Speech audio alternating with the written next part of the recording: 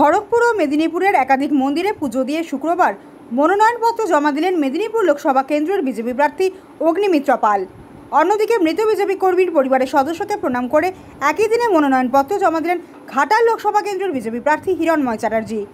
শুক্রবার মেদিনীপুর শহর লাগোয়া জর্জকোট টিভি টাওয়ার ময়দানে সকাল থেকেই জমায়েত শুরু হয় বিজেপি কর্মী সমর্থকদের। এরপর সকাল 10:30 নাগাদ জর্জকোট টিভি টাওয়ার ময়দান থেকে শুরু হয় সুসজ্জিত মিছিল। মিছিলে প্রথম সারিতে উপস্থিত ছিলেন রাজ্যের বিরোধী দলনেতা শুভেন্দু অধিকারী। কমলা সাদা বেলুনে পরিবৃত একাধিক ট্যাবলো ছিল এদিনের মিছিলে। উপস্থিত ছিলেন কয়েক শতাধিক বিজেপি কর্মী সমর্থক।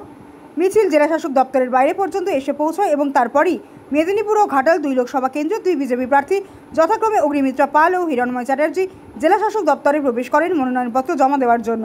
মনোনয়নপত্র জমা দেওয়ার পর দুজনেই সাংবাদিকদের মুখোমুখি হয়ে বিভিন্ন প্রশ্নের উত্তর দেন। ঘাটাল লোকসভা কেন্দ্রের বিজেপি প্রার্থী হিরণময় চ্যাটার্জি দেবকে কটাক্ষ করে বলেন, ঘাটালের সাংসদ এতদিন বলছিলেন কে এনামুল হক তিনি চেনেন না। দুদিন আগে টিভি চ্যানেলে বসে বলেছেন যে উনি টাকা নিয়েছিলেন, বিপদে পড়ে তা ফেরত দিয়েছেন।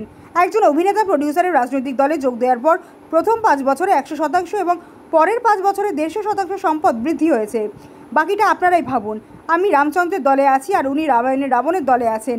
বাকিটা মানুষ বিচার করবেন। অন্যদিকে মনোনয়নপত্র জমা দেওয়ার পর অগ্নিমিত্রা পাল বলেন, যেভাবে আজ মানুষের ঢল নেমেছিল আমার মনে হয়েছে বিজয় মিছিল, মনে হয়নি যে নমিনেশন দিতে আসছি। মানুষের প্রধানমন্ত্রীর প্রতি ভরসা আছে তা প্রমাণ হয়েছে।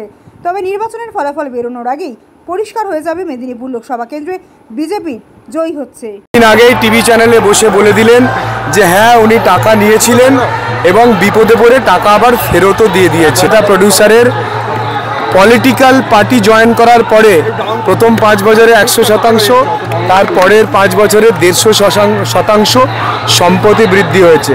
আপনারা বুঝে নিন, আমি রামচন্দ্রের দলে আছি, ভগবান শ্রী রামের দলে আছি, আর উনি রামায়ণের রাবণের দলে আছেন।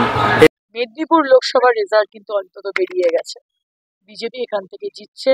অগ্নিমিত্রা পাল মাননীয় প্রধানমন্ত্রীজি এখান থেকে জয়ী হচ্ছে।